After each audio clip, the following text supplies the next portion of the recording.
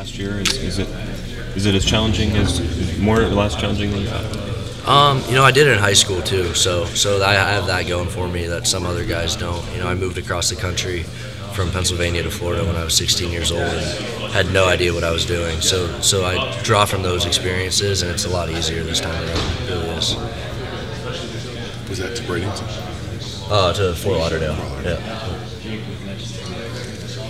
If you, I guess back then when you were laying out your goals, if someone had told you, okay, you're gonna start college at Houston, have 2 years there, sit out a year at Michigan, and be where you are now, what would you have thought about where you are now back then? Yeah, I think about that often, and honestly, I don't think I'd change a thing because you learn so much being thrust into the fire as a freshman and just kind of being forced to play, whether I was ready for it or not. I was playing, and that was the reality. And you learn from those experiences. And then the year off last year, what really wasn't a year off. I was learning our offense. I was playing against the best defense in the country every day and getting prepared for this year. How much was, obviously you just had the competition in fall camp, but you kind of had a competition in the summer trying to constantly, get receivers to go out and throw specifically with you.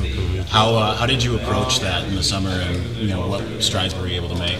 Yeah, I think my biggest focus this summer was just getting timing down, and just really working on the routes that I maybe wasn't as good on in the spring. I went back and looked at every play from spring and wrote down, here I had this play this many times, and I was 3 for 6 or something on that one. So this is one I need to work on. So that was kind of my focus this summer.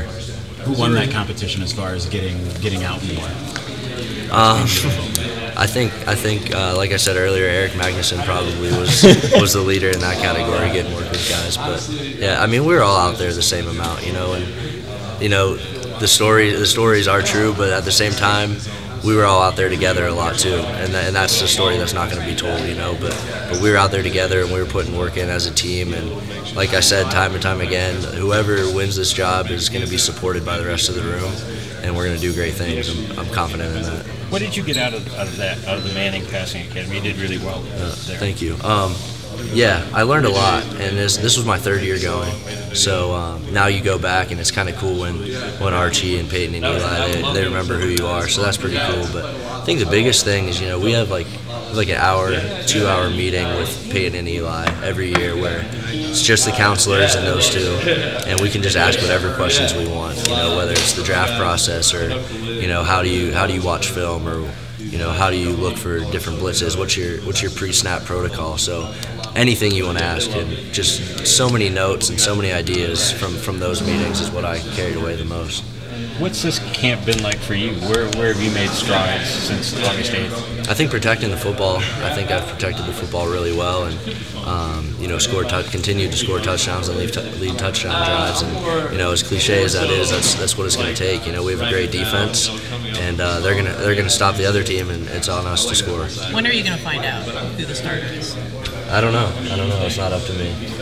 Well, Wilton says it's sort of a feel like the starter's going to know. Is that how your approach as well?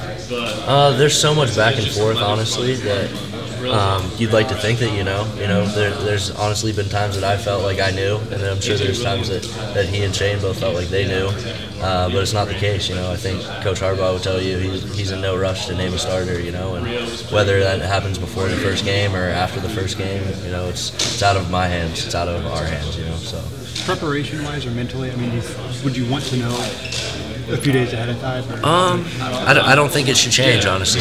I think whether you're another cliche, but if you're the first guy or the second guy, say you're the second guy, you're a snap away. So you should be preparing just as hard as the starter. And obviously that's not always the case. You see a starter go down, and you see a guy come in and he's just completely not ready. You see it time and time again. But all 3 of us, could start at 120 other colleges across the country, so I think we're all going to prepare that way. Do you think that Harbaugh's kind of playing games with you guys too, and trying to keep that competitiveness to push you by not naming someone?